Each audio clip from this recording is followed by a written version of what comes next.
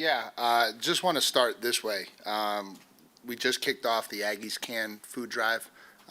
For those of you who don't know, that's the nation's largest student-run can drive. They'll be out this Saturday with a tent set up, the Aggie Can tent in the fan zone. And so to all the Aggies, to all the people that support this program coming out Saturday, if you could chip in, that'd be great. The cans benefit the Brazos Valley Food Bank and the 12th Can Foundation here in town. And so just a great cause and a great opportunity to be an Aggie on Saturday. As we look back to recap the Missouri game, I always start with our players of the week. Our scout team players of the week offensively was Ty Thomas. On defense, we went with Aiden Herrera. And on special teams, Tristan Jernigan. For the game, lineman of the week offensively, Demetrius Crownover and Trey Zune. I thought the challenge of handling the outside edges was a big piece of that game. And for the most part, we were able to kind of contain those two kids, and I think that played a huge role in our success. And then obviously Trey having to flip in and play center and do a really good job, and it was awesome to see Deuce Fothery pop in ready to roll and play a big role at tackle for us. Defensively, again, it was Tyler Onyedem, 5 tackles, 2 TFLs, did a really, really good job in the middle of the run defense and made a couple plays that got them off schedule and helped us get off the field. Players of the week, offensively, KC Concepcion. Obviously, the touchdown on the screen was such a huge play, and again, just continues to be very electric with the football in his hands. Defensively, want to give a shout out to Cassius Howell, who is the SEC Defensive Lineman of the Week. Damian Sanford was the co-SEC Defensive Player of the Week, but internally we actually went with Tyreek Chappelle as our Player of the Week for the job he did on their slot, limiting Kevin Coleman basically to 1 catch for 1 yard on a jet sweep. And so I thought that was Tyreek's best game of the year. And then special teams, there was a lot of debate on who the special teams Player of the Week was. Some thought Dalton Brooks, some thought Albert Regis, depending on who you believe on the on-field fight that went on about whether to keep the fake on or call it off. And so I'll let you guys decide who gets that one. And so now we turn our attention moving forward to a really challenging South Carolina team. Obviously a team coming in who has played one of the most challenging schedules in the country. When you look at it, this will be their 5th straight game against a team ranked in the top 12 or higher. I can't imagine that has happened very often throughout the history of college football. I don't know what they did to the scheduling gods to get the schedule that they've gotten. And so, in my opinion, a team that is extremely talented, much better than their record would indicate, coming off of a bye week, obviously with a lot of confidence based on what they did to us last year. And so we're going to have a tremendous challenge on Saturday, and going to need to come out and play our best football to have a chance to win. And so it's kind of where we're at. So from there, we'll open it up to questions. Coach, to the right, 3rd row, David. Coach Elko, given how much you all have prioritized finishing games, finishing the season, what is it about this team that allows them consistently to play their best at the end of games? Yeah, I mean, obviously, I think it starts with the work that we do with Coach Moffitt and the strength staff. It's hard to say that that's not a big piece of it. I think they have a maturity about them that understands the need to elevate their level in the 4th quarter. I think that plays a role. And then I think, when you have an experienced veteran group, to some degree, you would hope that would be the case because they've been through it enough. They understand what it takes to elevate their game at the end. And so I think that probably plays a role in it as well. Stay to the right, 2nd row, Olin. And Mike, first of all, if it's not state secret, can you give us an idea how that all did go down to make that call? Is it something that y'all had? I have to admit, I didn't. Was Missouri lining up like that the whole game, or how did that all unfold? Yeah, I think with most things like that, there's always a mechanic to check it off if you don't feel good about your ability to hit it. That's something we talk a lot about with the kids each week about, okay, hey, these are the things that maybe indicate this might not work the way we hoped it would. I think there was a little bit of an on-field debate about whether they had one of those looks or didn't, and ultimately they decided to keep it on, and it worked. Okay, and then last year you told us about Lenora Sellers and getting your guys to understand the challenge that he presented. Is the challenge the same? I mean, they're not having he's not having as much success, and they're not having as much success offensively. When you look at the film of him, things like that, what do you see different? I see the same big, physical, athletic kid that ran all over us and threw all over us last year. So I see the same kid, and so our kids better see the same kid because he absolutely lit us up last year. And so if we want to have any level of success on Saturday, we will do a much better job of understanding what the challenge actually is this year. To the left, Alex. First, just what's the update on Scooby Williams, just how he's doing? Good, getting better every week, and we'll kind of see how this week goes. Gotcha. And, you mentioned how y'all had to pivot on the offensive line. Just what maybe impressed you the most that unit was able to do what they did? Y'all stuck with that kind of look, it seemed like most of the game. Yeah, obviously Armaj was out in the second half, and I think that's one of the reasons why we play the way we do. I think everyone always asks questions about like the O-line, like why do you shift guys around? Why do you rotate? Are you serious about Trey Zoon playing center? And we do those things because at some point in a game something's going to happen, and you're going to need the group to go out and play a certain way to go win a football game. And when you're at the stage we're at, where there's so much meaning behind each game, imagine if we hadn't played Trey at center at all, or we couldn't put that lineup out there together, or whatever the case may be. And so I just think that's how we think about these things from a big picture standpoint from day one. And so to us, it's really important that you have enough continuity on that line and enough guys ready to go that it's not one injury that would rock your world. And so, Armaj got dinged up. He couldn't go anymore. He tried. He gave us everything he had, but he couldn't keep going. And so, we went with the group that was what we felt like would give us the best chance to win the rest of the way. Coach, all the way in the back, Donna. Coach, do you have an update on Armaje? Yeah, he's fine. Okay. And then also, how have you been able to keep outside noise outside your building? Yeah, again, I just think last year was such a learning lesson for us, and I've referenced it a bunch, but nobody appreciated, obviously, because like me, everyone was so disappointed with how the year ended, but I don't think anyone appreciated the challenge that was being in that position really for the first time, and for those kids ever. For the program, we hadn't been in that position very much either. And so I think we just learned a lot. I think we learned a lot about what would come with it, how to handle it all, what it all really meant at the end of the day. And, again, we've handled it the right way for 9 games. There's still 3 more that we've got to handle one at a time. And so that starts Saturday. Coach, we'll go right next to him, Tyler. Or right next to her, sorry, Tyler. Mike, does it feel like forever since you've been at home, and then just how exciting is it to have this kind of momentum coming back to Kyle Field this week? Yeah, it's funny. I stood on the podium after the Florida game, and I said, we're going to go on the road for about 5 weeks, and hopefully when we return to Kyle Field, we'll return with a lot on the line. And certainly there's a lot on the line Saturday. And so certainly would anticipate the 12th man showing up really well. They always do, but I would imagine for this one they'll show up even better. And yeah, it's a great opportunity for us to get back home and play a really, really big game against a really talented football team. We're going to go to the left, third row, Matthew. Coach, how telling is it of this team's character to go undefeated on a 3-game SEC road stretch? Yeah, I think it's huge. I think, I don't know, would anyone honestly look me in the eye and tell me you thought we would do that at the beginning of the year? And again, not in any bad way. I'm not sure that I would have looked in the mirror and said I thought we could either. Those things you have to learn how to do those things, and this program hasn't really done that recently. And so I think it's a testament to the kids. I think they formed a lot of confidence when we went into South Bend and got that one done. And I think they believe in what they're capable of, but for them to still go out there and do it 3 straight weeks, it's extremely impressive.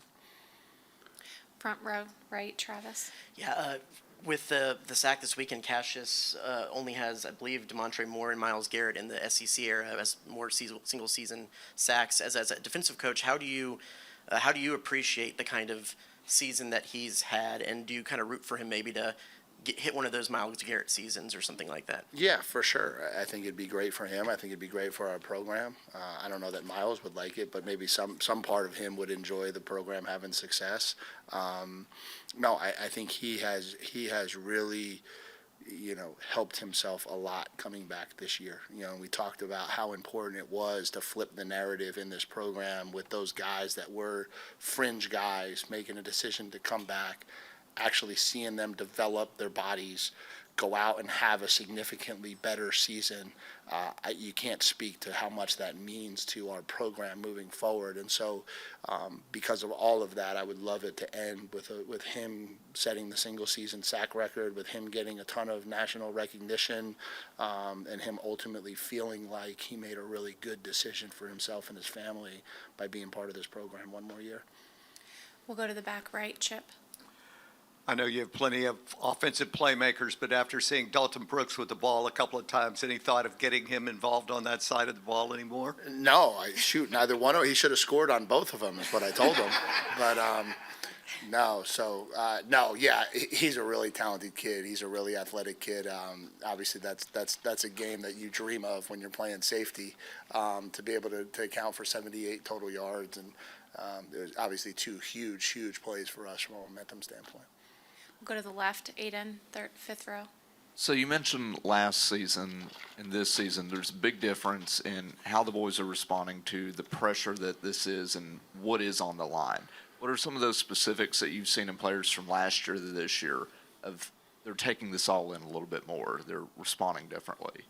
Yeah, I think the biggest thing is they're not taking it all in. I think the thing that we talked the most about was blocking out so much of the noise, and I think part of what we experienced last year was, there had been so much negativity that group had to deal with, that coming out of the LSU win was really the first time they were recognized as not a bad football, you know what I mean? And I don't mean that in a bad way, but like that's just how it was. And so it was hard to get them to stay away and stay focused at the level they needed to.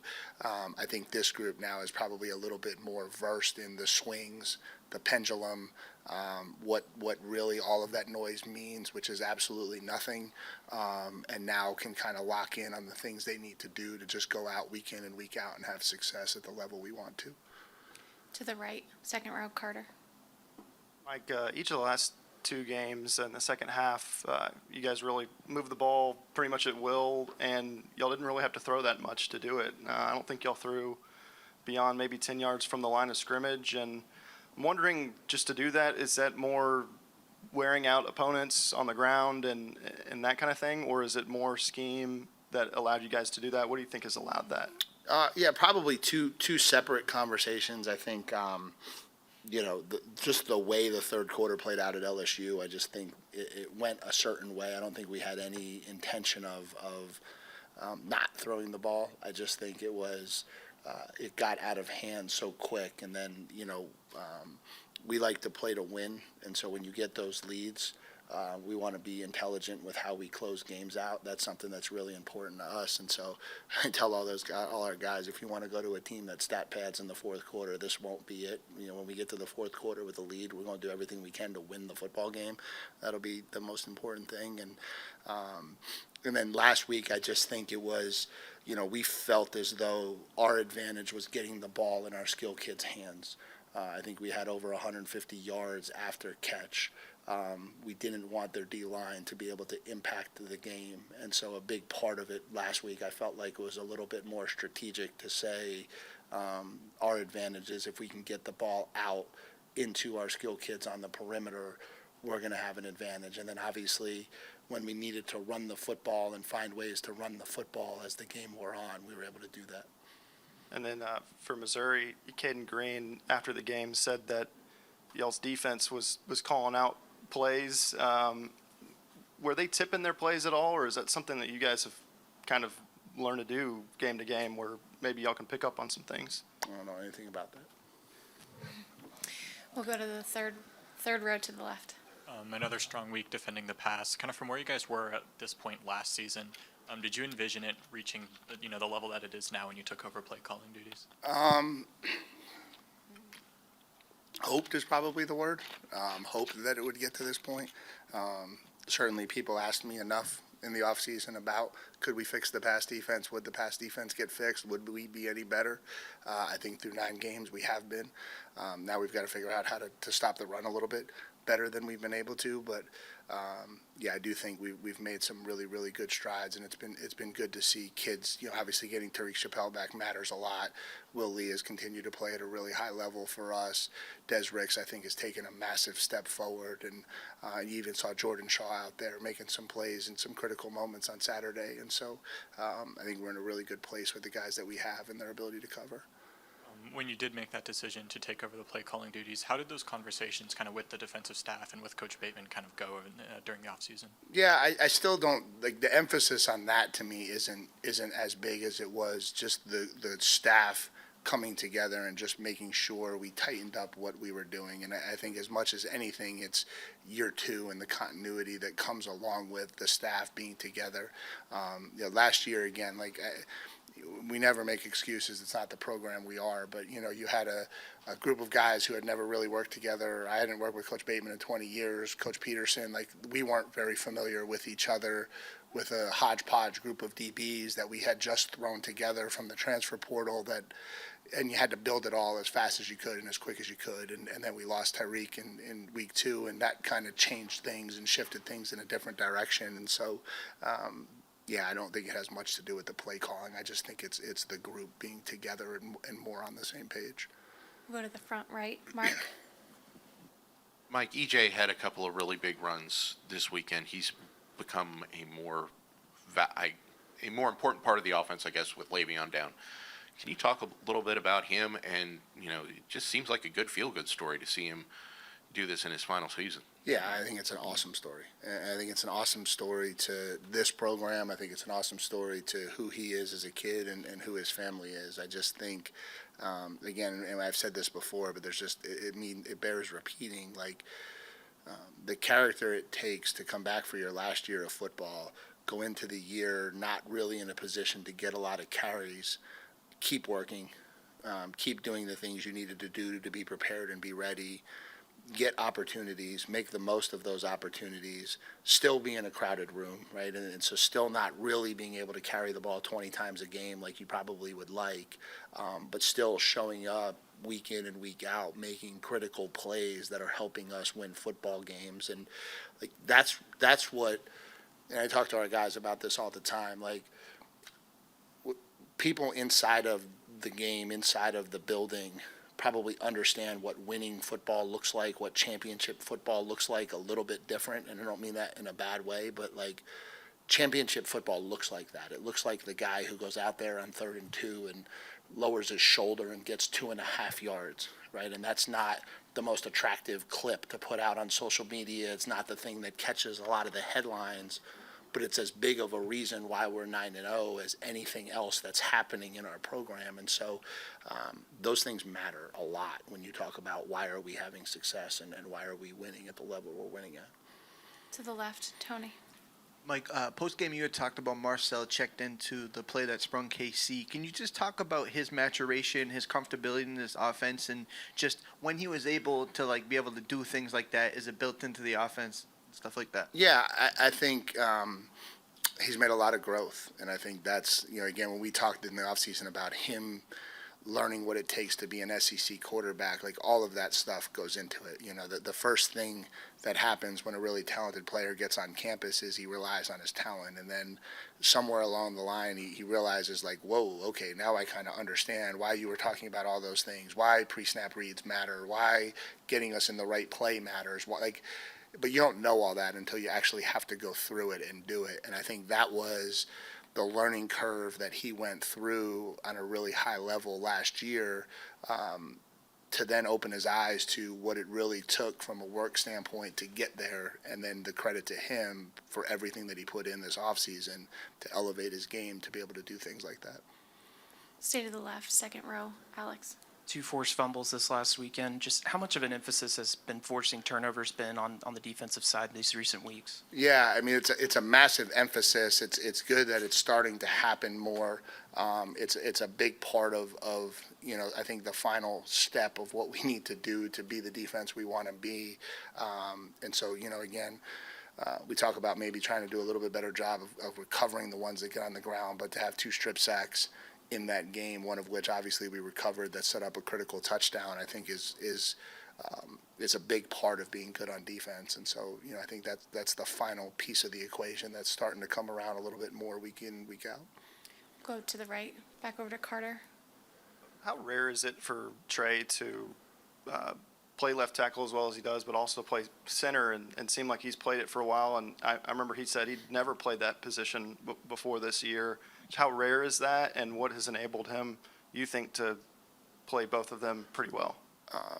Yeah, I think, one, he's a veteran player. I think that's a good starting point. I think his knowledge of college football and what it means to be an O-lineman matters a lot. And so, I don't know that there's a lot of freshman tackles that we would try to do that with. And so that plays a role. He's a phenomenal kid. And so whatever you throw at him, he'll aggressively attack to be as good as he possibly can. And so that mindset is a really good starting point. And then, it's unique. And the way we always said, we've sold it this way, like since Coach Cushing and I have been together, it's not as rare for us. It certainly probably is in the bigger picture of it all. But, the reality of it is NFL teams carry 7-8 offensive linemen. And so they don't even dress a two deep.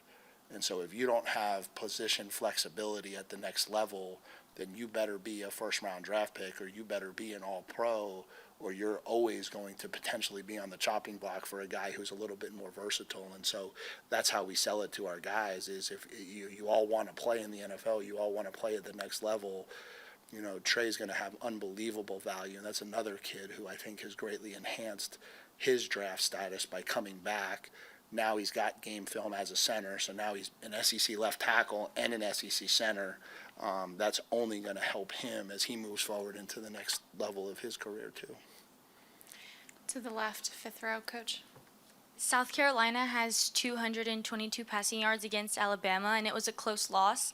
And those yards are 100 above their normal average. And I know how you said that they are playing hard teams and they have a hard schedule. How do you think that builds up into playing us? And I know you're talking about defense and how our defense has reflected and they're building and they're growing. What do you see in our defense at practice that we can't see like in the game or that we see on the field? What do you see and how do you see them growing, and how will that prepare them to go up against South Carolina? Yeah, I think in terms of them, again, it's an extremely talented group. They've got a quarterback who I think is capable of beating you with his arm and his legs. They've got one of the most physically impressive wide receivers I've seen in 30 years of college football. Nick Harbor is 6'5", 235. He's probably going to run 4.27 or faster at the combine. I hope I didn't insult him. I hope he's not completely faster than that. But he can absolutely fly. Like DBs are running away from him on the snap, and he still runs past them. It's one of the most impressive things I've ever seen. And so I just think that talent, and they also got some young kids developing and coming along at the wide receiver position that I'm sure after a bye week they're going to have some really creative ways to get the football. And so, again, when you look at them, I went through this is what I talked to the staff about. Like my first year, and this is what makes the SEC different. My first year here as the defensive coordinator, we lined up against a 1-5 Ole Miss team who had A.J. Brown and D.K. Metcalf and Laramie Tunsil and Kenny Knox, and I'm sure I'm missing a couple, but it was like that was my welcome to the SEC moment. Like, you don't get weeks off. All you have is teams that were able to find ways to win games, and for whatever reason, teams that weren't. And all of that happens on 3.5 hours every Saturday. And so every Saturday you're at risk in this conference. That's just the way it is. And so, we have to go play, regardless of what their record is, a really, really talented football team on Saturday. And it's the same team that beat us by 25 points or whatever it was last year and really embarrassed us up and down the field. And so if any of our players or anyone thinks it's going to be anything different than that, they're kind of crazy. To the left, Robert. Getting back to the fake punt, Mike, how much you're on your side, so how much do you factor in how your defense is possibly playing when you do that? And was that your first fake punt as a head coach? No, wasn't my first fake punt as a head coach. Wasn't the first one we've called here. We've called a few of them. We just haven't gotten any of them run yet. Yeah, I think you factor in a lot of things. I think, there's times where you feel really good about the momentum of the game and you don't want to give the momentum of the game away. There's times where you feel the momentum maybe working against you, and If the opportunity presents itself to steal momentum, it's always important. Same thing, like it's the same thought process you have in going for it on fourth down. There's times where you just feel like it's the right thing to do, and then there's times where you don't. Murray Daniels, you didn't use him. Was his health or maybe pecking order, in the game against Missouri? A little bit of pecking order. Still got a lot of confidence in Amari, and I think you'll see him again moving forward, just kind of the way the game played out Saturday. Back over to the right, Olin. And Mike, I just wanted to ask you about, you mentioned the run defense. You said, you want to do it better, but I know obviously you can't take away the first carry and Hardy's last carry, but aside from those two, what was the evaluation overall? Yes, I don't do that. Like, I don't take carries away. And so we have to be better. And again, like, I think to your point, and this is the right point, like, are we capable? Yes. Like, when you have certain levels of success at certain points, it leads you to believe that you're capable of. But at the end of the day, our job on defense is get the job done consistently, start to finish, and we're not doing that at the level we need to on stopping the run right now. And so there's other things that go into it. We're not going to completely sell out to do it. We're not going to completely take away our pass rush to do it. We're not going to, because all of it counts, right? At the end of the day, the most important thing is total yards and points. But, if you just look specifically at the run defense, there are certainly areas we can improve. Close out with Travis. Mike, I know new play caller for South Carolina has changed. Does it change how do you prepare for a situation like that, especially when they're on a bye week? Yeah, it's really challenging. It's really a blank slate that they've had, a week to look at our defense, a week to formulate a plan based off of everything they've learned about our defense. You would assume that they're going to have a really, really strong plan coming into the game. You don't imagine they can change too much, because obviously it's a little bit like we talked about with Missouri with the quarterback. Like, 11 kids have been running a certain system, so they're certainly not going to completely change the entire system. But, wrinkles, tweaks, different things, motions, formations, stress points, like you can change a lot in 2 weeks. And so I'm sure it'll be a little bit of a whirlwind in the beginning of the game, trying to figure out where it's going and what direction it's heading. And, obviously important to try to find ways to kind of stem that tide a little bit. All right. Thanks for your time, Coach. Yeah. Thank you, guys.